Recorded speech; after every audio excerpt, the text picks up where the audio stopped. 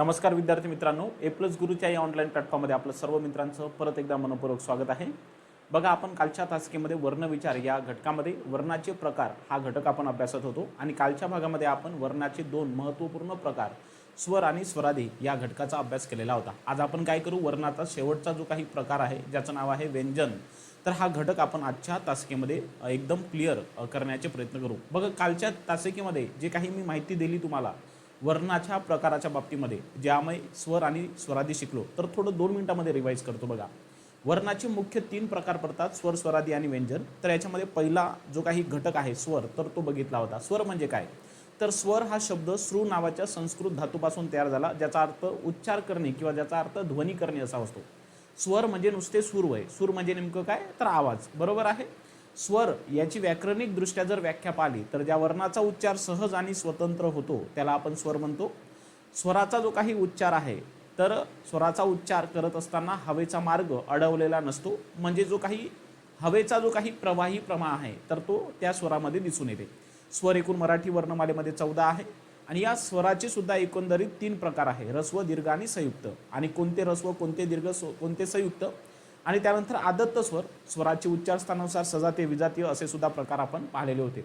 स्वर उच्चारताना जिभेचा कोणता भाग उंचावलेला जातो, तर याच्यावरून सुद्धा अग्र, मध्य आणि पच्छ असे स्वराचे प्रकार बघितलेले होते। त्यानंतर आपण स्वरादी बघितलं। स्वरादी म्हणजे नेमकं काय असते, ज्या वर्णाचा उच्चार करण्याच्या अगोदर स्वर येतो, म्हणजे ज्यांचा उच्चार करण्याच्या आधी स्वर येतो त्याला स्वरादी म्हणतो, आहे का नाही। आणि स्वरादी नेमकं 2 मराठी वर्णमालेमध्ये किंवा भाषेमध्ये दिसून येतात। पहिला आहे तो म्हणजे अनुस्वार आणि दुसरा आहे विसर्ग। तर अनुस्वार म्हणजे नेमकं काय, तर स्पष्ट आणि खणखणीत उच्चारांना आपण अनुस्वार असं म्हणत असतो। अनुस्वार म्हणजे उच्चारावर स्वार झालेला उच्चार म्हणजे अनुस्वार, किंवा पाठीमागून आलेला जो काही उच्चार असतो त्याला आपण अनुस्वार म्हणत असतो। त्यानंतर आपण अनुनासिक म्हणजे त्या अनुस्वाराला आपण तिकडे अनुनासिकामध्ये लिहिता येतो, म्हणून त्याला परसवर्ण असं देखील म्हणतात।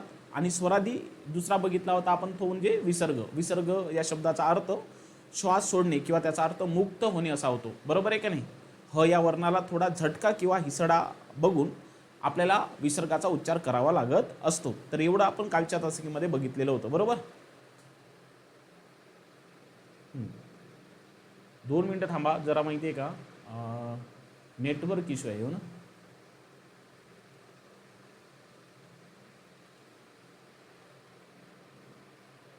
क्लिअर आहे बघा, चला।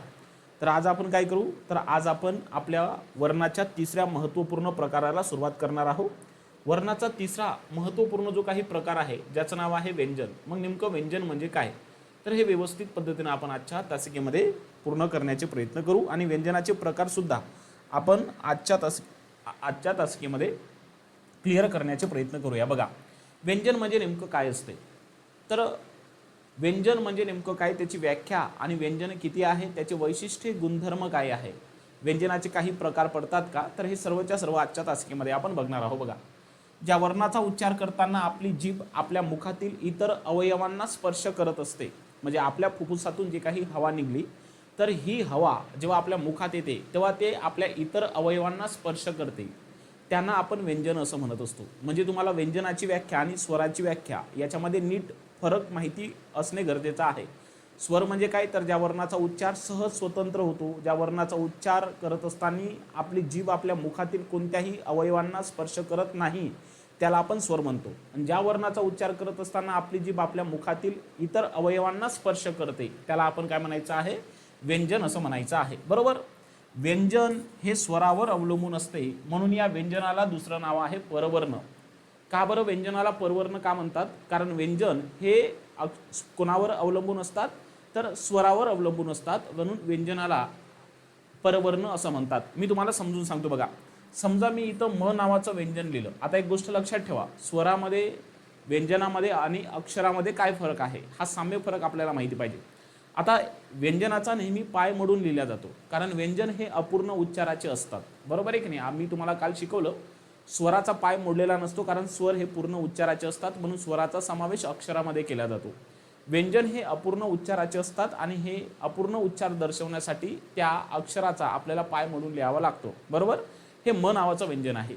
आता हे जे व्यंजन आहे तर हे स्वरावर अवलंबून आहे, का बरं, कारण या व्यंजनाला जर अक्षरत्व प्राप्त करायचं असेल तर आपल्याला या व्यंजनामध्ये शेवटी स्वर मिळवावा लागतो. कसं? या म मध्ये जर 14 स्वरापैकी कोणता तरी एक स्वर मिळवला तेव्हा त्याला अक्षर प्राप्त होते. म्हणजे म नावाच्या व्यंजनात अ नावाचा स्वर टाकला तर हा म नावाचं काय झालेलं आहे, अक्षर प्राप्त झालं.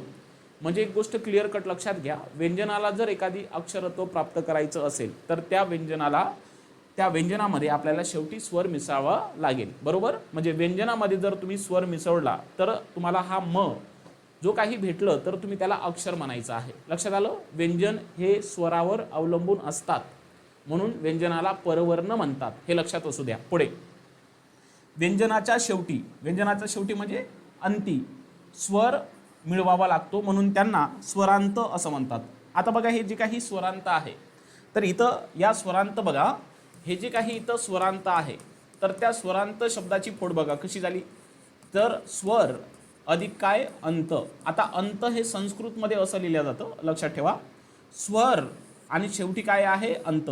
म्हणजे व्यंजनाच्या शेवटी काय मिळवल्या जाते, व्यंजनाच्या शेवटी स्वर मिळवल्या जातं. म्हणजे अंत म्हणजे अंती, शेवटी. व्यंजनाच्या शेवटी स्वर मिळवावा लागतो म्हणून व्यंजनाला दुसरं नाव काय आहे, स्वरांत असं सुद्धा आहे. म्हणजे व्यंजनाला दोन पद्धतीचे नावं आपण शिकलो. पहिला आहे ते म्हणजे परवर्ण आणि दुसरा आहे स्वरांत. परवर्ण का बरं? कारण व्यंजन हे स्वरावर म्हणजे दुसऱ्या वर्णावर अवलंबून असते. व्यंजन हे कोणावर अवलंबून असते? व्यंजन हे दुसऱ्या वर्णावर अवलंबून असते. कारण पर म्हणजे दुसऱ्या वर्णावर अवलंबून असणारा घटक म्हणजे व्यंजन, आणि व्यंजन हे दुसऱ्या वर्णावर म्हणजे कोणावर, स्वरावर अवलंबून असतात म्हणून त्यांना परवर्ण म्हणतात. आणि म्हणजे त्या व्यंजनाला स्वरांत असं सुद्धा देखील म्हणतात, कारण त्या व्यंजनामध्ये शेवटी स्वर मिळवावा लागतो म्हणून त्याचा अंती स्वर येतो म्हणून त्या व्यंजनाला स्वरांत असंही म्हणतात. व्यंजन उच्चारताना तोंड बंद असते म्हणून त्या व्यंजनांना संवृत्त म्हणतात. बघा, मी तुम्हाला काल स्वर शिकवत असताना एक शब्द बोललो होतो की स्वराला विवृत्त म्हणतात. स्वराला संस्कृतमध्ये अच म्हणतात आणि स्वर उच्चारताना आपलं तोंड हे उघडं असते म्हणून स्वराला विवृत्त म्हणतात.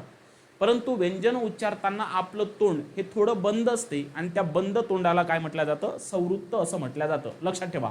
म्हणजे व्यंजनाला इथं 3 नावं तुम्हाला लक्षात ठेवणे गरजेचं आहे. पहिला आहे परवर्ण, दुसरा आहे स्वरांत आणि तिसरा आहे तो म्हणजे संवृत्त. नावं लक्षात ठेवून चालत नाही, तर नेमकं ते नावं त्या व्यंजनाला का बरं प्राप्त झाले हे सुद्धा आपल्याला माहिती असणे गरजेचं आहे. बरोबर आहे? आता पुढे पुन्हा काही व्यंजनाची माहिती बघूयात. बघा, जसं व्यंजन हे अपूर्ण उच्चाराची असतात हे दाखवण्यासाठी व्यंजनाचा पाय मोडून लिहिल्या जाते. मी तुम्हाला आत्ताच बोललो, व्यंजन हे अपूर्ण उच्चाराची असतात आणि हे अपूर्ण उच्चाराची व्यंजन दाखवण्यासाठी आपल्याला प्रत्येक व्यंजनाचं पाय मोडून लिहिल्या जातं. म्हणजे कसं? समजा मी इथं म नावाचं एक हे लिहिलं अक्षर आणि इथं मी म नावाचं हे असं लिहिलं. बघा, याला तुम्ही व्यंजन म्हणू शकत नाही, हे अक्षर आहे कारण याचा पाय मोडलेला नाही. याचा उच्चार आपल्याला पूर्ण करावा लागतो. बरोबर आहे? लक्षात घ्या, याचा उच्चार आपल्याला पूर्ण करावा लागतो. जरा 2 मिनिटं, कारण बफरिंग होत आहे. कारण आज माहिती आहे का, पुण्यामध्ये एवढं नेटवर्कचं प्रॉब्लेम आहे. तर बघा, या व्यंजनाचा मी पाय मोडून लिहिलेला आहे म्हणून याला म्हणायचं आपण व्यंजन. म्हणजे व्यंजन हे अपूर्ण उच्चाराचे असतात. बघा, व्यंजन हे अपूर्ण उच्चाराचे असतात हे दर्शवण्यासाठी त्या व्यंजनाचा काय पाय मोडून लिहिल्या जातं, हे असं. आणि जे काही पाय मोडलं, बघा, हे जे काही पाय मोडलेलं आहे की नाही, तर हे पाय मोडलेलं चिन्ह याला संस्कृतमध्ये हल चिन्ह म्हणतात. कोणतं? हल चिन्ह. कारण हे जे काही पाय मोडलेलं चिन्ह आहे तर ते नांगरासारखं दिसते म्हणून त्याला हल चिन्ह असं म्हटलं जातं. कोणतं? हल चिन्ह असं म्हटलं जातं. आणि हे हलचं जे काही चिन्ह आहे तर हे हलचं चिन्ह एखाद्या शब्दाच्या शेवटच्या अक्षराला लागतं. जरा 2 मिनिटं.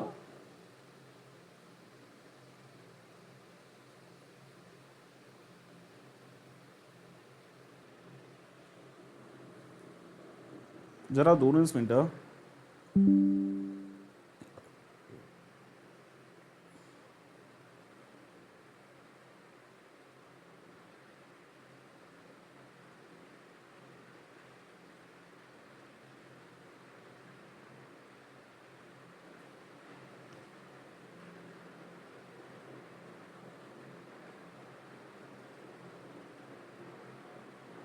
माझा आवाज तुमच्यापर्यंत व्यवस्थित येते का मला एकदा कमेंट्समध्ये सांगा बरं.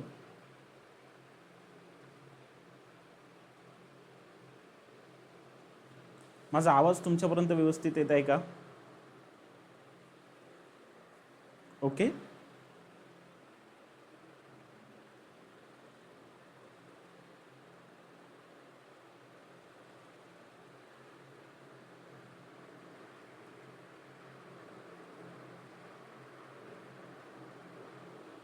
चलो बघा, तर व्यंजन हे अपूर्ण उच्चाराची असतात आणि व्यंजनाचा उच्चार अपूर्ण असल्याने हे दर्शवण्यासाठी त्या व्यंजनाचा पाय मोडून लिहिला जातं. या पाय मोडलेल्या चिन्हाला संस्कृतमध्ये हल चिन्ह म्हणतात, कारण ते नांगराच्या याच्यासारखं आहे म्हणून. आता हे जे काही हल चिन्ह आहे तर ते एखाद्या शब्दातील शेवटच्या अक्षराला लागतात. म्हणजे कसं, माझं नाव रतन आहे किंवा एखादी, बघा मी तुम्हाला सांगतो, अन हा शब्द आहे अन, तर अन मध्ये हा न चा पाय मोडून लिहिला जातो. आणि लक्षात ठेवायचं नेहमी का हे जे काही हलचं चिन्ह आहे तर अधेमध्ये कुठेही लागत नाही, तर ते एखाद्या शब्दातील शेवटच्या अक्षरालाच लागत असतं. म्हणजे हे जे हलचं चिन्ह आहे तर हे शेवटी येते. शेवटी म्हणजे कुठं, अंती येते. म्हणून आपल्या व्यंजनाला हलंत असंही म्हणतात. हलंत म्हणजे काय, हलंत म्हणजे हल आणि याच्यामध्ये आहे अंत. म्हणजे याचा अर्थ काय, हलचं चिन्ह हे शेवटी येते म्हणून त्या व्यंजनाला हलंत म्हणतात. म्हणजे तुम्हाला या व्यंजनाला 5 पद्धतीचे नावं लक्षात ठेवणे गरजेचं आहे. कसं, या व्यंजनाला काय म्हणतात बघा. व्यंजन हे दुसऱ्या वर्णावर अवलंबून आहे म्हणून त्याला परवर्ण असं देखील म्हणतात. बरोबर आहे. व्यंजन उच्चारताना आपलं तोंड हे थोडं बंद असते म्हणून त्या व्यंजनाला संवृत्त सुद्धा म्हणतात. बरोबर आहे. व्यंजन हे स्वरावर अवलंबून असल्याने किंवा त्याचा अंत स्वराने होतो म्हणून व्यंजनाला स्वरांत म्हणतात. व्यंजन उच्चारत असताना आपल्याला त्याचा पाय मोडून दर्शवावं लागतं, त्या चिन्हाला हल चिन्ह म्हणतात. हे हलचं चिन्ह शब्दाच्या शेवटच्या अक्षराला लागतात म्हणून या व्यंजनाला हलंत असंही म्हणतात. म्हणजे व्यंजनाला हे जे काही एक्स्ट्रा 4 नावं आहे तर हे व्यवस्थित पद्धतीनं तुम्ही लक्षात ठेवले गेले पाहिजे. बरोबर. पुढे बघा व्यंजनाची व्याख्या. ज्या वर्णाचा उच्चार स्वतंत्रपणे करता येत नाही त्याला व्यंजने म्हणतात. बघा, ज्या वर्णाचा उच्चार स्वतंत्रपणे करता येतो त्याला स्वर म्हणतात आणि ज्या वर्णाचा उच्चार स्वतंत्रपणे करता येत नाही त्याला आपण काय म्हणायचं, व्यंजन म्हणायचं. बरोबर. पुन्हा व्यंजनाची व्याख्या एक लक्षात ठेवा. ज्या वर्णाचा उच्चार स्वराच्या साह्या वाचून पूर्ण होत नाही त्यास आपण काय म्हणायचं आहे, व्यंजन म्हणायचं आहे. म्हणजे व्यंजनाचा उच्चार पूर्ण करण्यासाठी त्या व्यंजनामध्ये स्वर मिळवावं लागतं. म्हणजे स्वर मिसळल्याशिवाय त्या व्यंजनाचा उच्चार पूर्ण होऊ शकतच नाही, अशाला सुद्धा आपण व्यंजन म्हणायचं. असलं आपण व्यंजनाची व्याख्या बघू शकतो. आता या व्यंजनाची काही वैशिष्ट्ये आपण बघू शकतो. बघा, जसं स्वराची वैशिष्ट्ये आपण बघितली तसं व्यंजनाची वैशिष्ट्ये आपण सांगू. कसं, व्यंजन हे अपूर्ण उच्चाराचे असतात. बरोबर आहे. आणि व्यंजनाचा उच्चार अपूर्ण दर्शवण्यासाठी त्या व्यंजनाचं पाय मोडून लिहिल्या जाते. त्या पाय मोडून लिहिलेल्या चिन्हाला आपण हल चिन्ह म्हणतो. ते नांगरासारखं दिसते. व्यंजन उच्चारताना हवेचा मार्ग अडवलेला असतो. म्हणजे कसं, आपल्या फुफ्फुसातून निघणारी हवा आपल्या जिभेत, म्हणजे आपली जीभ मुखातील इतर अवयवांना स्पर्श करते. याचा अर्थ हवेचा मार्ग कुठंतरी अडवला जातो. मात्र स्वराच्या बाबतीमध्ये असं कोणतीही घटना दिसून येत नाही. स्वर उच्चारताना हवेचा मार्ग अडवलेला नसतो, प्रवाही प्रवाह असतो. लक्षात ठेवा. पुढे व्यंजनाचे पाय मोडून लिहिल्या जाते, मी आत्ताच सांगितलेलं आहे. पुढे मराठी भाषेत व्यंजनाची एकूण संख्या किती आहे, 34. आपल्याकडे जे काही वर्णमाला 52 वर्णाची आहे तर त्या 52 वर्णापैकी आपण कालच्या तासिकेमध्ये 14 स्वर शिकलो. आता 2 स्वरादी सुद्धा काल शिकलो. आता या वर्णमालेमध्ये एकूण व्यंजनाची संख्या किती आहे, तर व्यंजनाची संख्या आहे 34. तर ते 34ही व्यंजन मी तुम्हाला इथं दाखवणार आहे. बरोबर. मग व्यंजन कोणाला म्हणतात, क पासून जे ळ पर्यंतचे जे काही संपूर्ण वर्ण आहे, क पासून ळ पर्यंतचे जे काही संपूर्ण वर्ण आहे तर त्या वर्णांनाच आपण काय म्हणायचं, व्यंजन म्हणायचं आहे. मी तुम्हाला पूर्ण 34ही व्यंजन इथं तुम्हाला लिहून दाखवतो. बघा, आपल्या वर्णमालेप्रमाणे क पासून ळ पर्यंतचे जे काही संपूर्ण वर्ण आहे तर त्याला आपण काय म्हणायचं आहे, व्यंजन. म्हणजे कसं, बघा, क, ख, ग घ अंग, बरोबर. पुढे च छ ज झ आणि पुढे न्य, पुढे ट ठ ड ढ आणि बाणाचा न, पुढे त थ द ध आणि नळाचा न, पुढे प चा वर्ग प फ ब भ आणि म, पुढे य र ल आणि व, पुढे उष्मे श श आणि स आणि पुढे ह आणि शेवटी आहे ळ. म्हणजे बघा क पासून सुरुवात होते आणि ळ पर्यंत जाऊन थांबते. म्हणजे क पासून ळ पर्यंतच्या संपूर्ण वर्णांना आपण व्यंजन म्हणायचं आहे. आपण व्यंजन शिकत असल्याने मी याचे पाय मोडून लिहिलेले नाही, पण इथं तुम्ही त्याचे पाय मोडून लिहायचे आहे. हे फार महत्त्वाचं आहे, कारण आपण इथं काय शिकत आहोत, व्यंजन शिकवत आहोत. आणि व्यंजनाचं पहिली अट म्हणजे त्याचे पाय मोडून लिहिल्या जातं, कारण त्याचा उच्चार कसा असतो, अपूर्ण असतो. आणि स्वर कसे उच्चाराचे असतात, स्वर हे पूर्ण उच्चाराचे असतात, बरोबर. तुम्ही जर मोजले हे सर्व तर हे सर्व तुम्हाला 34 भेटेल. बघा 5 5 25, 25 अधिक 4 बरोबर 29, 29 अधिक 3 बरोबर झाले किती 32 आणि 32 अधिक 2 बरोबर झाले किती 34. तर मराठी वर्णमालेमध्ये एकूण जे काही 52 वर्ण आपल्याला दिलेले होते, तर या 52 वर्णापैकी काल आपण स्वर शिकलेलो होतो, बरोबर. आणि स्वर किती होते 14. त्यानंतर काल आपण स्वरादी सुद्धा शिकलेलो होतो. स्वरादी मराठी वर्णमालेमध्ये किती आहे 2. आणि आज आपण काय शिकणार आहोत, व्यंजन. आणि व्यंजन किती आहे मराठी वर्णमालेमध्ये 34. तर बघा स्वर तुम्हाला माहिती असेल, स्वरादी माहिती झाले, आज व्यंजन सुद्धा माहिती झाले. तर क पासून र पर्यंतचे जे काही वर्ण आहे तर त्या वर्णांना आपण व्यंजने म्हणायचं आहे. आता आपण व्यंजनाची व्याख्या बघितली, व्यंजनाचे वैशिष्ट्य बघितले आणि कोणते व्यंजन आहे हे बघितले. आता हे जे काही 34 व्यंजन आहे तर या 34 व्यंजनाचं सुद्धा वर्गीकरण केलेलं आहे. कारण मी तुम्हाला बोललो होतो आपली जी काही वर्णमाला आहे तर ती वर्णमाला वैज्ञानिक दृष्टिकोनातून विद्यार्थी मित्रांनो तिचं वर्गीकरण केलेलं आहे, बरोबर. तर तसंच हे जे काही व्यंजन आहे तर या व्यंजनाचं सुद्धा वर्गीकरण केलेलं आहे.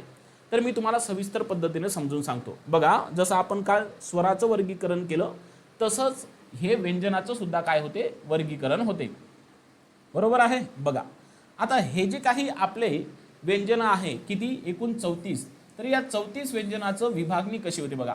तर याची पहिली विभागणी आहे ते म्हणजे वर्गीय व्यंजन. बघा पहाट कोणतीही गोष्ट करायची नाही, वर्गीय व्यंजन.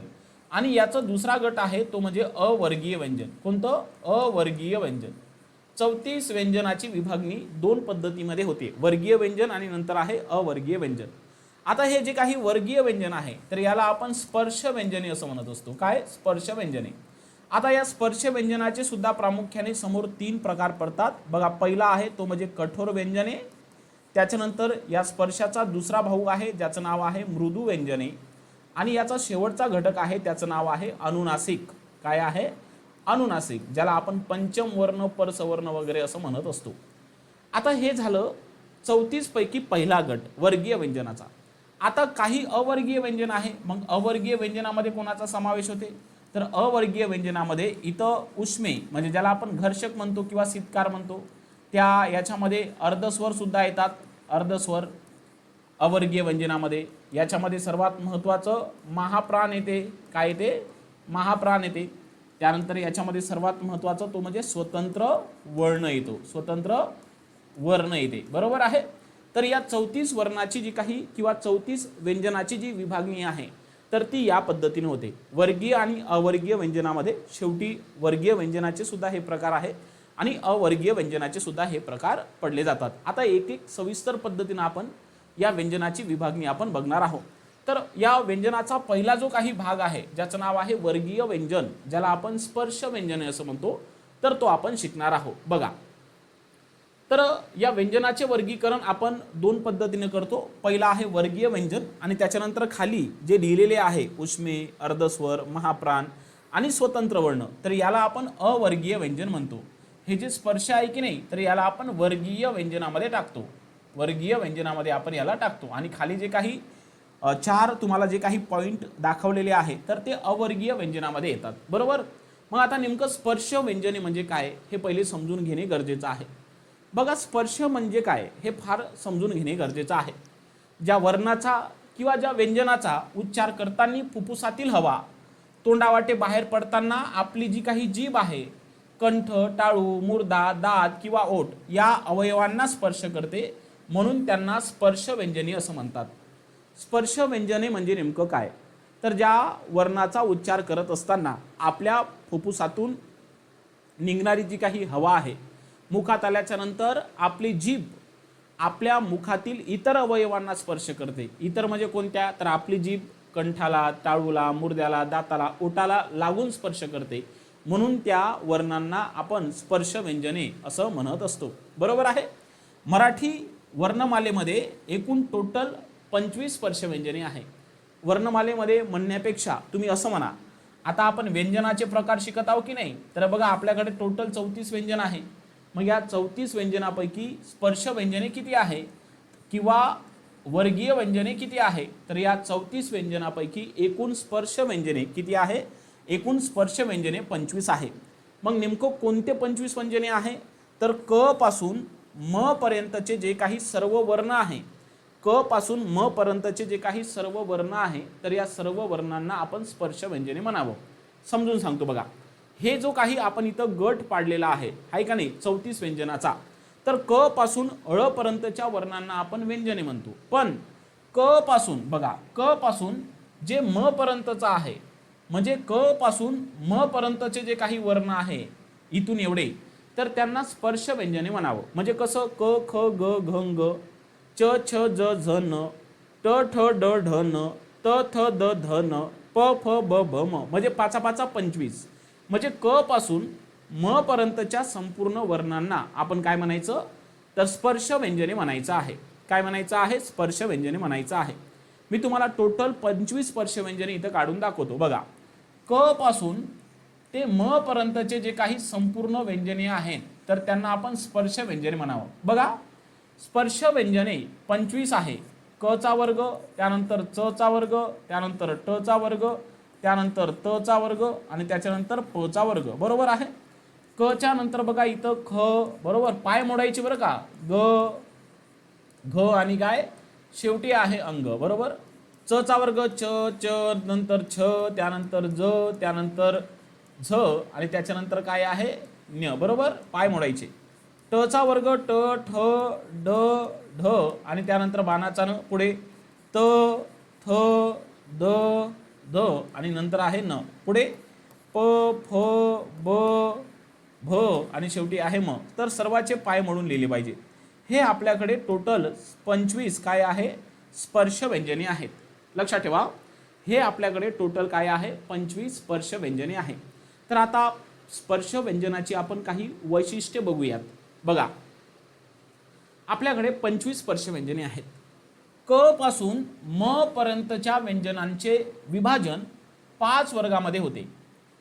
जसं इथं तुम्हाला दाखवलं बघा, हे जे काही क पासून म पर्यंतचे जे काही व्यंजने आहे, तर यांचे जे काही वर्गीकरण आहे किंवा जे काही वर्ग आहेत, तर ते 5 आहे. कसं बघा, तुम्हाला इथं उभ्या ओळीत सुद्धा 5 व्यंजन दिसत आहे आणि आडव्या ओळीमध्ये सुद्धा 5 व्यंजन दिसत आहे. म्हणून स्पर्श व्यंजनाचे 5 गटामध्ये विभागणी होते. म्हणजे 5 5 किती 25, 5 5 किती 25. बघा, क पासून म व्यंजनाचे 5 वर्गात विभाजन होते, म्हणून या स्पर्श व्यंजनांना वर्गीय व्यंजन म्हणतात. आपल्याला माहिती आहे काय, की जर एकाच संख्येचा जर 2 वेळा गुणाकार केला, तर आपल्याला त्या संख्येचा काय प्राप्त होतो, वर्ग प्राप्त होतो. म्हणजे स्पर्श व्यंजने कशी आहेत, तर उभ्या ओळीत 5 आहे, आडव्या ओळीत 5 आहे. 5 गुणिले 5 म्हणजे 25. म्हणजे एकाच संख्येचा 2 वेळा केलेला गुणाकार म्हणजे त्या संख्येचा वर्ग होतो. बरोबर आहे. म्हणून त्या स्पर्श व्यंजनांना काय म्हटलं जातं, वर्गीय व्यंजन असं म्हटल्या जात असतं. आता या वर्गीय व्यंजनाची सुद्धा विभागणी होते. म्हणजे जे स्पर्श व्यंजन आहे की नाही 25, तर याची सुद्धा विभागणी होते. मग याची विभागणी कशामध्ये होते, कठोर, मृदू आणि अनुनासिक यांचा समावेश या स्पर्श व्यंजनामध्ये होतो. आता ही व्यंजने उच्चारताना जिभेचा तोंडातील विविध भागांना पूर्ण स्पर्श होतो आणि हवा अडवली जाते, म्हणून त्यांना स्पृष्ट व्यंजने असंही म्हणतात. स्पृष्ट या शब्दाचा अर्थ होतो स्पर्श, असं मोरू केशव दामले यांची व्याख्या आहे. कसं मी तुम्हाला समजून सांगतो, जसं आपण व्यंजनाला वेगवेगळ्या पद्धतीचे नावं दिलेले आहेत. व्यंजनाला परवर्ण म्हणतात, संवृत्त म्हणतात, स्वरांत म्हणतात, हलंत म्हणतात, आहे का नाही? तसं या स्पर्श व्यंजनाला देखील वेगवेगळे नावं आहे. स्पर्श व्यंजनाला आपण वर्गीय व्यंजन किंवा त्याला आपण स्पृष्ट व्यंजन असं म्हणतो. का बरं म्हणतो स्पर्श व्यंजनाला वर्गीय व्यंजन? का बरं म्हणतो? कारण स्पर्श व्यंजनाचा उच्चार करत असताना स्पर्श व्यंजनाला वर्गीय व्यंजन का बरं म्हणतो? कारण या स्पर्श व्यंजनाचे 5 वर्ग पडतात, म्हणून त्यांना वर्गीय व्यंजन म्हणतात. आणि या स्पर्श व्यंजनांना स्पृष्ट व्यंजन का म्हणतात? स्पृष्ट या शब्दाचा अर्थ होतो स्पर्श, म्हणजे या व्यंजनाचा उच्चार करत असताना आपली जीभ आपल्या मुखातील इतर अवयवांना पूर्ण स्पर्श करते, म्हणून त्यांना स्पृष्ट व्यंजने म्हणतात. कारण स्पृष्ट या शब्दाचा अर्थ होतो स्पर्श. कोणत्या याला कोणतं नाव आहे हे लक्षात ठेवणे अपेक्षित आहे. तर या स्पर्श व्यंजनामध्ये हे जे काही 25 स्पर्श व्यंजन आहे की नाही, तर याच्यामध्ये कोणाचा समावेश होतो? याच्यामध्ये कठोर व्यंजनाचा असेल, याच्यामध्ये मृदू व्यंजनाचा असेल आणि याच्यामध्ये अनुनासिक या 3 घटकाचा समावेश होतो. म्हणजे कठोर, मृदू आणि अनुनासिक व्यंजन मिळून हे स्पर्श व्यंजने तयार झालेली आहे. म्हणजे कसं? हे जे काही 25 स्पर्श व्यंजने आहेत, तर याच्यापैकी कोणते तरी कठोर व्यंजन असेल. हे जे 25 स्पर्श व्यंजन आहे, तर याच्यापैकी कोणते मृदू व्यंजन असेल. हे जे 25 स्पर्श व्यंजन आहे, तर याच्यापैकी काही अनुनासिक असेल. तर मी तुम्हाला व्यवस्थित पद्धतीनं समजून सांगतो. बघा, आता हाच टेबल घेतो आणि इथेच तुम्हाला व्यवस्थित पद्धतीनं हे जे काही 25 स्पर्श व्यंजने आहेत, आपल्याकडे टोटल किती स्पर्श व्यंजने आहेत? 25 टोटल स्पर्श व्यंजने आहेत. कोणते कोणते आहे? तर क, त्याच्यानंतर ख, त्यानंतर ग, त्यानंतर घ आणि शेवटी काय आहे? अंग. त्यानंतर बघा च असेल, आहे का नाही? छ असेल, ज असेल, झ असेल आणि शेवटी काय आहे? न्य. त्यानंतर बघा ट असेल, ठसा ठ असेल, डमरू ड, ढगाचा ढ आणि बाणाचा न. त्यानंतर बघा त, थ, द, ध, नळाचा न. शेवटी बघा प, फ, ब, भ आणि शेवटी म. हे टोटल 25 आपल्याकडे स्पर्श व्यंजने आहेत. आता या स्पर्श व्यंजनाची विभागणी सुद्धा 3 गटामध्ये होते, कठोर, मृदू आणि अनुनासिक. तर याच्यापैकी जे सुरुवातीचे जे काही 2 वर्ग आहे, म्हणजे क आणि ख, तर यांना आपण कठोर व्यंजन म्हणावं. काय म्हणावं? कठोर व्यंजन. त्याच्यानंतर मधातले जे काही 2 आहे, म्हणजे ग आणि घचा जो काही उभा वर्ग आहे, तर या व्यंजनाला आपण मृदू व्यंजन म्हणावं. काय? मृदू व्यंजन म्हणावं. त्याच्यानंतर जो काही शेवटचा घटक आहे, हा शेवटचा घटक, याला आपण अनुनासिक म्हणायचं आहे. अनुनासिक हा आपल्या स्पर्श व्यंजनामध्ये शेवटचा घटक असतो. म्हणजे 1 2 क ख च छ ट ठ त थ प फ हे एकूण आपल्याकडे 10 कठोर व्यंजने आहेत. 10 कठोर व्यंजने बोलतोय म्हणजे याची उत्तरं जरा वेगवेगळ्या पद्धतीनं आपल्याला दिसून येतात. कसे? बघा बघा आता आपल्याकडे व्यंजने किती आहेत? तर व्यंजन आपल्याकडे एकूण 34 आहे, बरोबर. आणि वर्ण किती आहे? तर वर्ण आपल्याकडे एकूण आधुनिक वर्णमालेमध्ये 52 आहे, बरोबर. परीक्षेमध्ये कसं आहे, वेगळ्या वेगळ्या अँगलनी प्रश्न विचारते. आता तुम्हाला इथं 3-4 पद्धतीचे प्रश्न तयार होतात, जे की मी तुम्हाला सांगतो. बघा, तुम्हाला पहिला प्रश्न असा असू शकतो की स्पर्शापैकी कठोर व्यंजन किती? स्पर्शापैकी कठोर व्यंजन किती? बरोबर. मग स्पर्श व्यंजनापैकी कठोर किती आहे? तर 25 आपल्याकडे स्पर्श व्यंजने आहेत, त्याच्यापैकी कठोर 2 4 6 8 10. स्पर्शापैकी एकूण कठोर व्यंजने किती आहेत? 10 आहेत, बरोबर आहे. दुसरा प्रश्न माझा असा आहे की एकूण कठोर व्यंजने किती आहे? एकूण कठोर व्यंजने बोलतोय, एकूण कठोर व्यंजने किती आहे? मग एकूण कठोर व्यंजन विचारले तर इथं 34 पैकी उत्तर द्यावं लागेल. किती? 34 पैकी उत्तर द्यावं लागेल. म्हणजे जे आपल्याकडे 34 व्यंजने आहे की नाही, तर या 34 व्यंजनापैकी एकूण किती व्यंजन कठोर आहेत? हे तर 10 आहेतच. या 10 मध्ये अजून 3 व्यंजनाचा समावेश होतो, ते म्हणजे उष्मे, श श स, बरोबर. म्हणजे 10 अधिक 3 बरोबर किती? 13.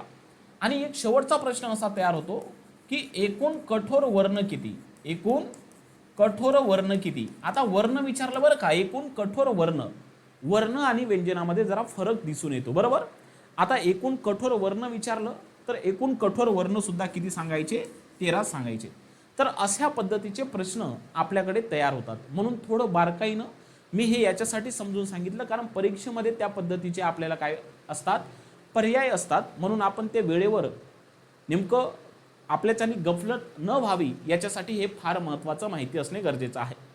आता आपल्याला कधी कधी माहिती आहे का, मृदू व्यंजनाबाबत सुद्धा माहिती विचारली जाते.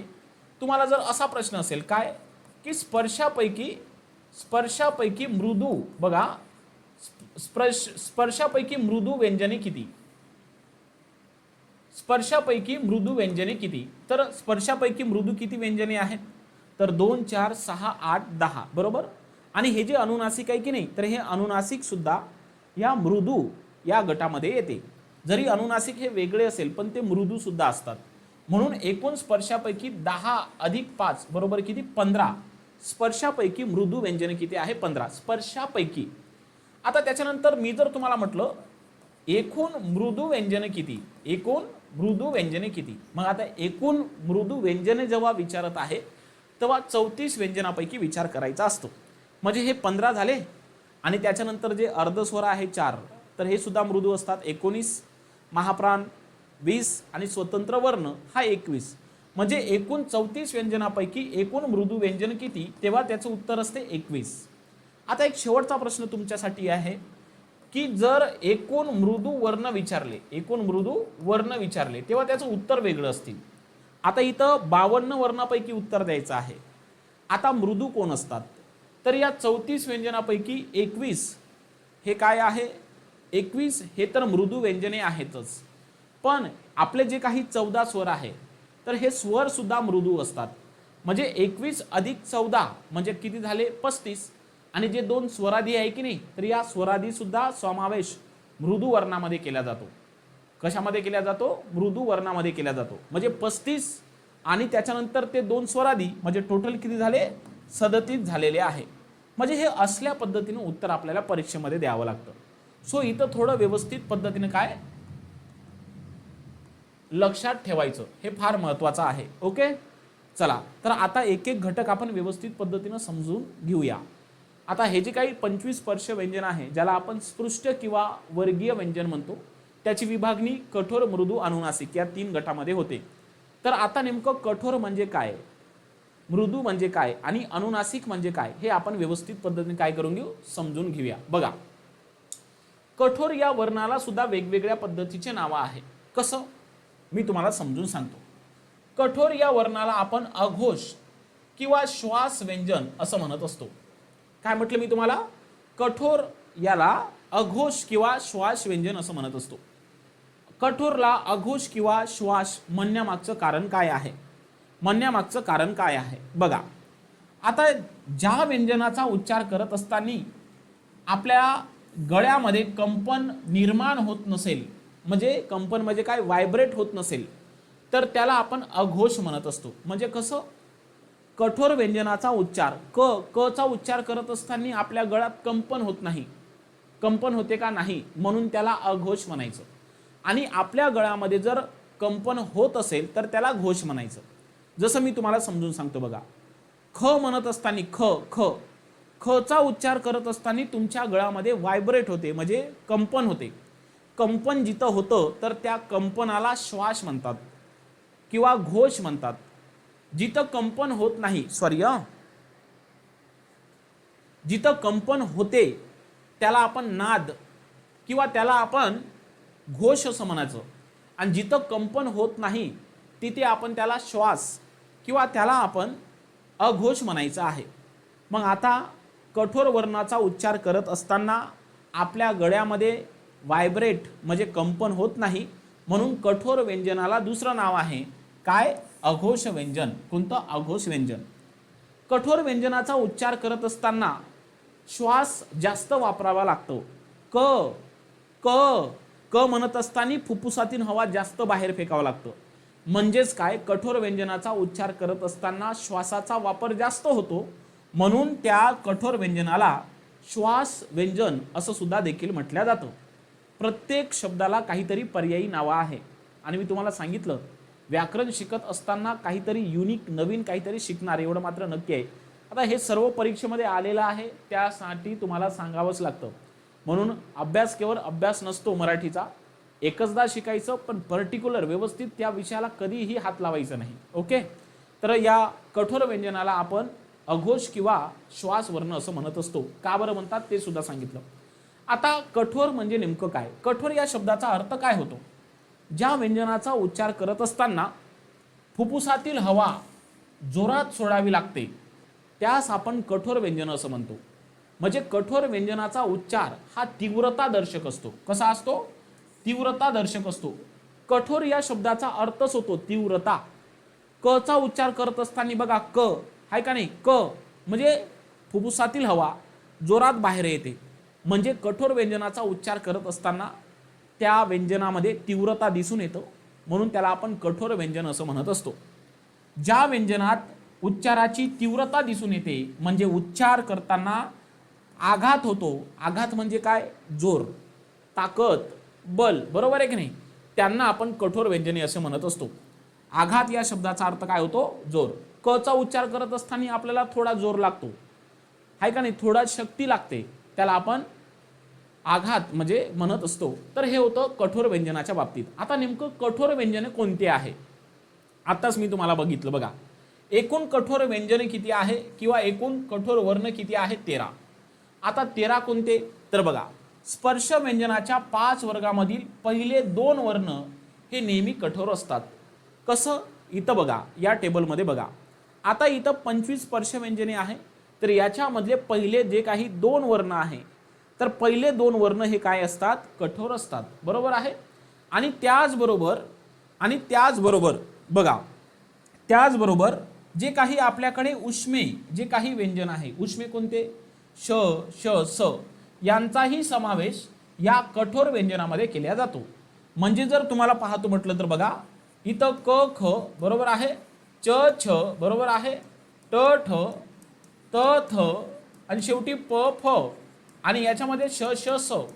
म्हणजे बघा, आपल्याकडे टोटल जे 13 कठोर वर्ण किंवा कठोर व्यंजने आहेत, तर हे आहे 2 4 6 8 10 3 13. लक्षात आलं कठोर व्यंजनाच्या बाबतीमध्ये? Yes sir. आता आपण आपल्या स्पर्श व्यंजनाच्या दुसऱ्या प्रकाराकडे जाणार आहोत, ज्याचं नाव आहे मृदू व्यंजन. मृदू म्हणजे नेमकं काय? ज्याला आपण घोष किंवा ज्याला आपण नाद असं सुद्धा म्हणत असतो. बघा, घोष म्हणजे काय? ज्या व्यंजनाचा उच्चार करत असताना आपल्या गळ्यामध्ये कंपन होते, त्या कंपनाला आपण घोष म्हणतो. मृदू व्यंजनाचा उच्चार करत असताना गळ्यात कंपन होतात, म्हणून मृदू व्यंजनांना घोष व्यंजन असं म्हणतात. आणि जे काही स्वर आहे, तर स्वर हे नादयुक्त असतात. त्याचं कारण सांगतो. आता जे काही गझलकार लोक असेल किंवा जे काही कवी आहे किंवा जे काही गायक आहे, तर हे लोक काय करत असतात? आपल्या साहित्यामध्ये किंवा एखादी त्यांनी लिहिणारी कविता असेल किंवा त्यांनी एखादी गाणं लिहिलं असेल, तर या गाण्यामध्ये, कवितेमध्ये मृदू व्यंजनाचा किंवा मृदू वर्णाचा समावेश जास्त पद्धतीने केलेला दिसतो. गाण्यामध्ये किंवा एखाद्या कवितेमध्ये कठोर शब्द फार कमी वापरतात, कारण कठोर शब्द जर वापरले तर ती कविता किंवा ते गाणं आपल्याला कानाला ऐकवशा वाटणार नाही. परंतु जर तुम्ही मृदू वर्णाचा, मृदू व्यंजनाचा जर तुमच्या कवितेमध्ये म्हणा, एखाद्या गाण्यामध्ये म्हणा जर वापर कराल, तर ते जी काही कविता किंवा जे काही गाणं आहे, तर तुम्हाला पुन्हा ऐकावंसं वाटेल. म्हणून या मृदू वर्णाचा समावेश तुम्हाला साहित्यामध्ये भरपूर पद्धतीने होताना दिसून येतो. नेमकं मृदू म्हणजे काय? तर मृदू या शब्दाचा अर्थ होतो कोमल. जसं कठोर या शब्दाचा अर्थ तीव्रता, तसं मृदू या शब्दाचा अर्थ काय? कोमल, नाजूक. बरोबर आहे की नाही? ज्या वर्णाचा किंवा ज्या व्यंजनाचा उच्चार हा एकदम कोमल होतो, नाजूक होतो, त्याला आपण मृदू वर्ण म्हणायचा आहे किंवा मृदू व्यंजन म्हणायचं आहे. आता या मृदू व्यंजनाचा उच्चार करत असताना आपल्या गळ्यामध्ये, कंठामध्ये व्हायब्रेट होत असते, म्हणून त्या मृदू व्यंजनाला आपण घोष व्यंजन असं देखील म्हणत असतो. आणि हे कानाला पुन्हा पुन्हा ऐकावशा वाटतं, म्हणून एक पद्धतीचा नाद तयार होतो. म्हणून या मृदू वर्णाला किंवा मृदू व्यंजनाला नाद वर्ण किंवा नाद व्यंजन असं देखील सुद्धा म्हणण्यात येते. बघू आपण मृदू व्यंजनाच्या बद्दलची माहिती. ज्या व्यंजनाचा उच्चार करताना गळ्यातील स्वरतंत्री कंप पावतात, म्हणजे कंपन निर्माण करते आणि आवाज हा सौम्य किंवा कोमल येतो, त्यास मृदू वर्ण म्हणतात. मराठी व्याकरणात यांना घोष वर्ण किंवा यांना नाद वर्ण असंही म्हटलं जातं. कठोर व्यंजनाच्या तुलनेत उच्चार करण्यासाठी कमी जोर किंवा कमी श्वास घ्यावा लागतो, त्याला आपण मृदू व्यंजन असं म्हणत असतो. आता एकूण मृदू व्यंजन किती आहे किंवा एकूण मृदू वर्ण किती आहे, तर मृदू एकूण वर्ण 37 आहे. किती? 37. कोण कोण मृदू आहे? जसं मी तुम्हाला सांगितलं होतं, कठोर वर्णामध्ये कोणाचा समावेश होतो? कठोर वर्णामध्ये स्पर्शापैकी 10, स्पर्शापैकी 10 आणि जे काही घर्षक म्हणजे जे उष्मे आहेत 3, तर यांचा समावेश कठोरमध्ये होतो. बरोबर. मग मृदू आपल्याकडे जे काही 37 जे काही वर्ण मृदू आहे, तर याच्यामध्ये कोण कोण आहे, तर स्पर्शापैकी 15, कारण 10 ते मधातले आणि अनुनासिक यांचा सुद्धा समावेश या मृदू वर्णामध्ये होतो. 15 स्पर्शापैकी, त्यानंतर 14 स्वर, त्यानंतर 4 अर्धस्वर आहे, 1 महाप्राण आहे आणि 1 स्वतंत्र वर्ण. म्हणजे 15 आणि 14 29, 29 अधिक 4 बरोबर किती झाले? 33, 33 अधिक 2 बरोबर किती झाले? 35, 2 स्वर आधी, 35 अधिक 2 बरोबर 37. तर मृदू वर्णामध्ये या गोष्टीचा समावेश होतो. राईट. बघा, स्पर्श व्यंजनाच्या 5ही वर्गामधील तिसरे आणि चौथे व्यंजन हे नेहमी मृदू असते. कसं? मी तुम्हाला सांगतो. बघा, तिसरे आणि चौथे हे व्यंजन नेहमी काय असते? मृदू. हे बघा, क ख ग हे तिसरा आणि घ चौथा, प्रत्येक तिसरा आणि चौथा यांचा समावेश मृदू व्यंजनामध्ये केला जातो. तिसरं आणि चौथं स्पर्शापैकी हे काय असतात? मृदू. त्याचबरोबर हे जे अनुनासिक आहे, तर यांचा सुद्धा समावेश या मृदू वर्णामध्ये केला जातो. म्हणून स्पर्शापैकी एकूण किती मृदू व्यंजन आहे, तर हे 10 आणि हे 5 15. स्पर्शापैकी एकूण कठोर किती व्यंजन आहे, तर हे 10. आणि एकूण व्यंजनापैकी किती कठोर आहे, तर हे 10 आणि ते 3 बरोबर 13. बरोबर. असे उत्तर अपेक्षित आहे.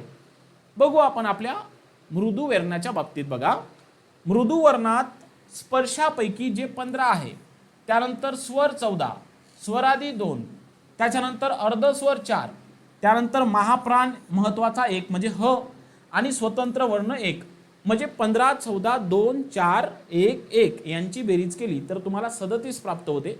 म्हणून मृदू एकूण वर्ण किती आहे, तर 37 आहे. किती आहे? 37 आहे. तर हे होता स्पर्श व्यंजनाचा दुसरा भाग, तो म्हणजे मृदू. आता शेवटचा भाग अभ्यासणार आहोत, ज्याचं नाव आहे अनुनासिक.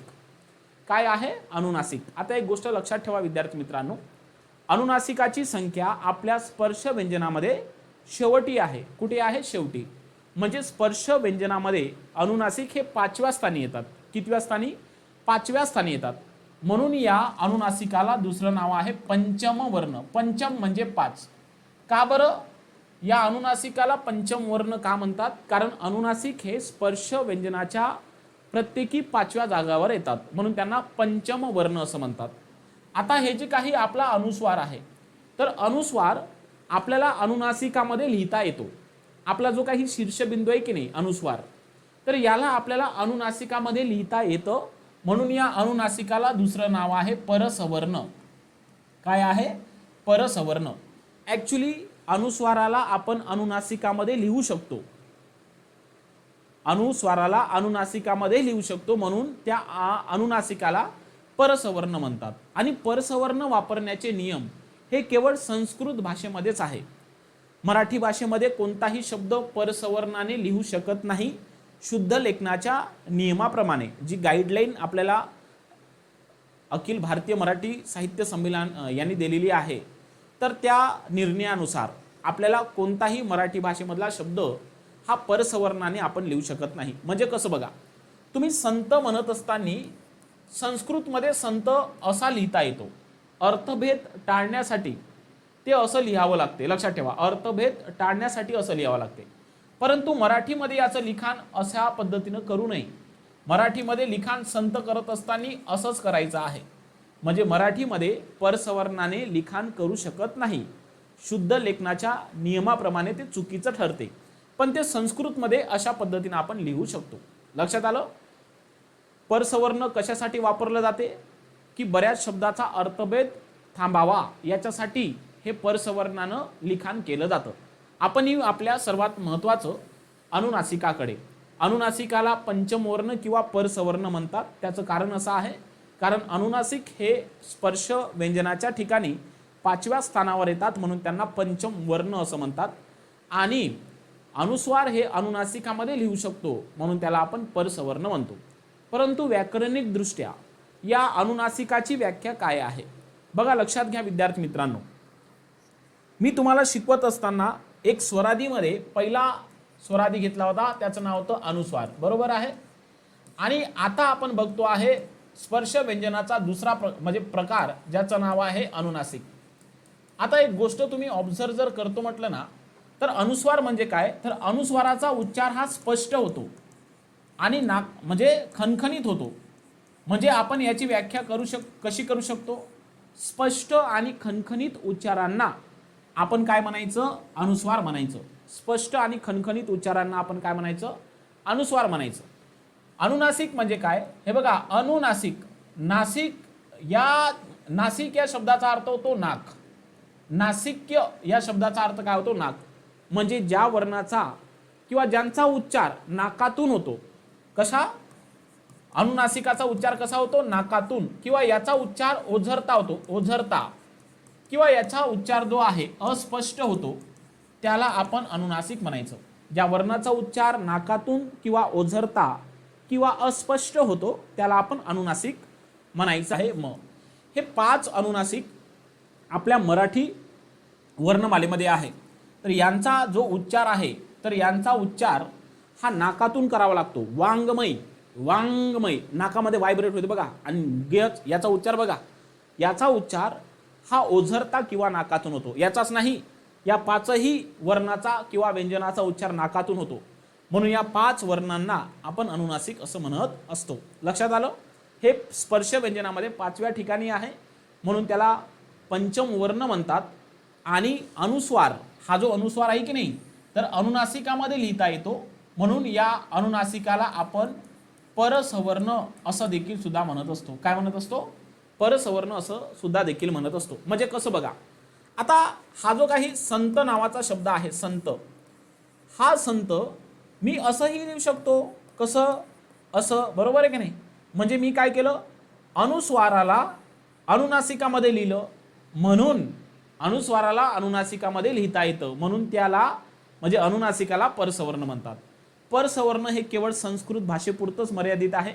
मराठी भाषेमधला लिखाण करणारा शब्द हा परसवर्णाने लिहू शकत नाही, बरोबर आहे. अर्थभेद टाळण्यासाठी हे परसवर्णामध्ये लिखाण करत असतात संस्कृत भाषेमध्ये. समजा स्वरांत हा शब्द जर तुम्ही असा लिहिला आणि स्वरांत हा शब्द जर असा लिहिला, तर या दोघांचेही अर्थ वेगळ्या पद्धतीनं होते. लक्षात घ्या, स्वरांत या शब्दाचा अर्थ वेगळा होतो आणि स्वरांत या शब्दाचा अर्थ वेगळा होतो. अर्थभेद टाळण्यासाठी त्याचं लिखाण करता येतं. लक्षात आलं? जसं तुम्हाला माहिती आहे, मराठी शब्दामध्ये जर एखादी इकार किंवा उकार यांच्यामध्ये जर काही बदल झाला, म्हणजे रस्वचा दीर्घ, दीर्घचा रस्व झाला, इकार उकार, तर त्या मराठीमधल्या शब्दाचा अर्थ बदल होतो. कसं? मी तुम्हाला बघा काही शब्द दाखवतो. समजा तुम्हाला माहिती आहे, पाणी जर मी असं लिहिलं तर त्याचा अर्थ होतो हात, आहे का नाही? आणि जर पाणी मी असं लिहिलं त्याचा अर्थ होतो जल, जीवन, बरोबर आहे का नाही? यस. तुम्ही ऑब्झर्व करा, या बाणाच्या नला लागणारी विलांटी रस्व आहे. खालच्या याच्यात नला जी विलांटी आहे ती आहे दीर्घ. म्हणजे काय झालं? इतर रस्व आणि दीर्घ विलांटीमुळं त्या शब्दाच्या अर्थात काय होऊन गेला? बदल होऊन गेला. नला लागणारी विलांटी रस्व असेल तर त्याचा अर्थ हात होतो. नला लागणारी विलांटी मोठी असेल त्याचा अर्थ काय होतो? जल होतो, बरोबर आहे. म्हणून हे थोडं ऑब्झर्व करा. आता या पद्धतीने अनेक मराठी भाषेमध्ये शब्द आहेत. समजा पीक, पीकचा अर्थ होतो कोकिळा. काय होतो? कोकिळा. आता त्याचा जर विलांटी दुसरी काढली, पला विलांटी दुसरी, तर त्याचा अर्थ होतो पीक म्हणजे धान्य, बरोबर आहे. अजून काही शब्द दाखवतो बघा. आता तुम्ही या सहला जर लहान उकार काढला की नाही, तर सूर, सूर याचा अर्थ होतो इथं देव, बरोबर. परंतु या सहला जर मोठा उकार काढला सूर, तर त्याचा अर्थ होतो आवाज.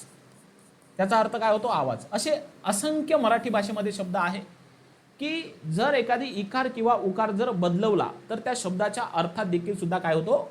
बदल होतो. म्हणजे बघा, समजा हा टीका आहे, या टला जो काही विलांटी आहे तर ती रस्व आहे, तर त्याचा अर्थ होतो टिपका. त्याचा अर्थ काय होतो? टिपका. परंतु या टला जर तुम्ही मोठी विलांटी घाली टीका, तर त्याचा अर्थ होतो निंदा, आहे का नाही? आपण त्याने त्याच्यावर टीका केली म्हणजे त्यांनी त्याची निंदा केली, तर त्यामध्ये जो टीका येणार आहे तर तो कसा येणार आहे? मोठा येणार आहे. कसा येणार आहे? मोठा येणार आहे. बरोबर. आता पुन्हा काही असंख्य असे शब्द आहे जे मी तुम्हाला दाखवू शकतो. बघा, सलील. सलीलचा अर्थ पाणी तेव्हा होतो जर या लला लागणारी विलांटी रस्व असेल, आहे का नाही? तेव्हा अर्थ त्याचा पाणी. परंतु सलील लला लागणारी विलांटी जर मोठी असेल, बरोबर, तर त्याचा अर्थ होतो सहज, आहे का नाही? लक्षात ठेवा. आता मी जर इथं किंतु लिहिलं, किंतु, आता या तला लागणारा उकार किंतु, आहे का नाही? तर याचा अर्थ होतो शंका, आहे का नाही? याचा अर्थ होतो शंका. पण या तला लागणारा जो उकार आहे तर तो असेल रस्व, तर त्याचा अर्थ होतो परंतु. त्याचा अर्थ काय होतो? परंतु. असे असंख्य मराठी भाषेमध्ये शब्द आहे की त्या शब्दाला एखादी इकार उकार लागलं तर त्या शब्दाच्या मूळ अर्थामध्ये काय होतो? बदल होऊन जातो. तर हे अशा पद्धतीने आपण दाखवू शकतो. मी तुम्हाला समोर शिकवणार आहे. कोणती गोष्ट पाठ करण्याची गरज नाहीच. कोणती गोष्ट पाठ करण्याची गरज अजिबात नाही, हे लक्षात ठेवा. परंतु आता तुम्ही म्हणणार सर हे कसं लक्षात ठेवायचं? सर्व आयडिया सांगतो. डोंट वरी, मी जोपर्यंत मराठी व्याकरण तुम्हाला शिकवत आहे तोपर्यंत. बघा, फक्त मला एवढं सांगायचं होतं की अनुस्वाराला आपण अनुनासिकामध्ये लिहिता येतो, म्हणून त्या अनुनासिकाला तिकडे परसवर्ण असं देखील म्हणण्यात येतं. बरोबर. मग आता बघा, न, न, न, न, म या वर्णाचा उच्चार त्या त्या वर्णाच्या उच्चार स्थानाबरोबर नासिकेतून म्हणजे नाकातून होतो, म्हणून त्यांना अनुनासिक असं म्हटलं जातं.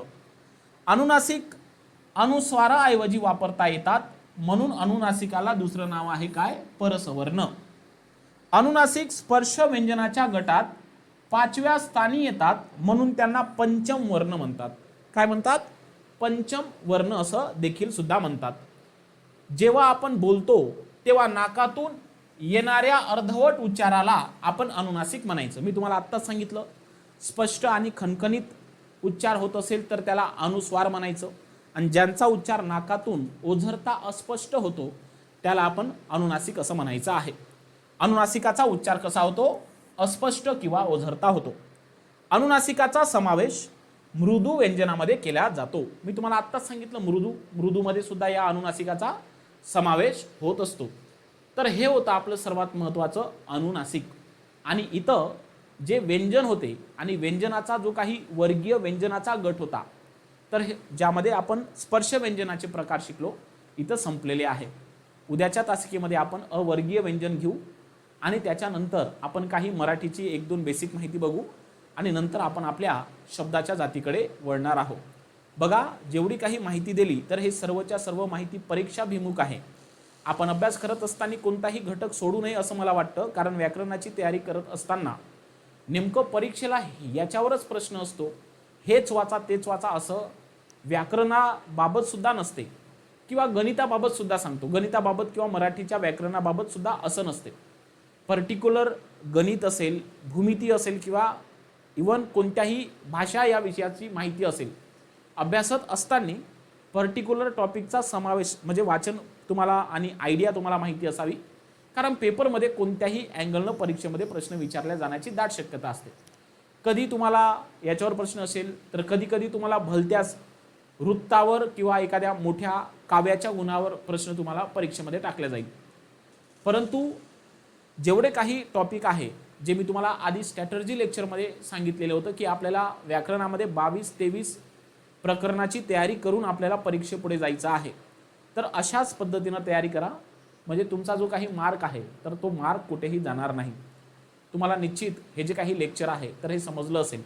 मी 5 मिनिटांमध्ये आता काय शिकवलं हे तुम्हाला रिव्हिजन करून देतो. बघा, आपण सुरुवात केली होती व्यंजनापासून, बरोबर. व्यंजनाला वेगवेगळे नावं आहे. व्यंजनाला आपण परवर्ण म्हणतो, व्यंजनाला आपण संवृत्त म्हणतो, बरोबर आहे. त्याचबरोबर व्यंजनाला आपण हलंत म्हणतो, बरोबर. एवढे नावं आपण बघितलेले होते आणि एकूण आपल्याकडे 34 व्यंजने आहे, बरोबर. व्यंजनाचे वैशिष्ट्य वगैरे सांगितली, त्याची व्याख्या वगैरे सांगितली, आहे का नाही, हे लक्षात घ्या. या व्यंजनाची विभागणी 2 पद्धतीने होते. पहिला आहे ते म्हणजे वर्गीय व्यंजन आणि दुसरा आहे ते म्हणजे अवर्गीय व्यंजन. वर्गीय व्यंजन म्हणजे काय? ज्याला आपण स्पर्श व्यंजने असं म्हणत असतो, ज्याला आपण स्पर्श व्यंजने म्हणत असतो. आता एकूण स्पर्श व्यंजने आपल्याकडे 25 आहे. स्पर्श व्यंजनाला स्पृष्ट व्यंजने असं म्हणतात. याचे 3 महत्त्वपूर्ण प्रकार आहे. पहिला आहे कठोर, त्यानंतर आहे मृदू आणि त्याच्यानंतर तिसरा आहे तो म्हणजे अनुनासिक. मग आपल्याकडे जे काही 25 स्पर्श व्यंजन आहे तर या गटामध्ये ते विभागलेले आहे. मग कठोरला काय म्हणायचं? कठोरला आघोष किंवा कठोरला आपण श्वास म्हणायचं, कारण श्वासाचा वापर होतो, बरोबर. आणि एकूण टोटल किती आहे? 13. मृदूला नाद म्हणायचं किंवा मृदूला म्हणायचं घोष, आणि टोटल किती आहे? तर टोटल आहे 37. अनुनासिक हे 5व्या स्थानावर येतात म्हणून त्यांना पंचमवर्ण म्हणतात, आणि त्याला आपण परसवर्ण असं सुद्धा देखील म्हणत असतो. आणि टोटल किती आहे? 5. एवढं आपण घटक आजच्या तासिकेत शिकलो. उद्याच्या तासिकेमध्ये आपण अवर्गीय व्यंजनामध्ये काय काय शिकणार आहोत? तर याच्यामध्ये अर्धस्वर शिकणार आहोत, याच्यामध्ये घर्षक शिकणार आहोत, याच्यामध्ये महाप्राण आणि याच्यामध्ये स्वतंत्र वर्ण महाप्राण, आणि त्याच्यानंतर इथं अल्पप्राण हा घटक आपण शिकणार आहोत. तर तुम्हाला नक्कीच हे जे काही लेक्चर आहे तर आवडलं असेल असं मला वाटतं. भेटू आपण उद्याच्या तासिकेमध्ये आपल्या अवर्गीय व्यंजनात. धन्यवाद. सर्वांना व्यवस्थित समजलं का? एकदा मला सांगा.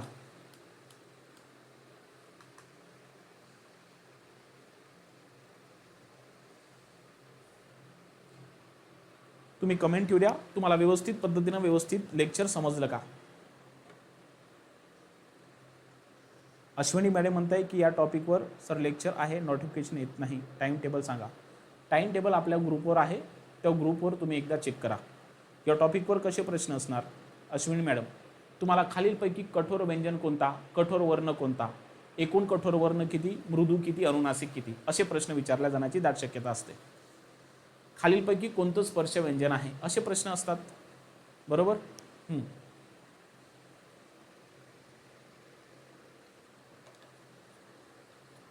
चला मग थांबू आपण आजच्या तासिकेत.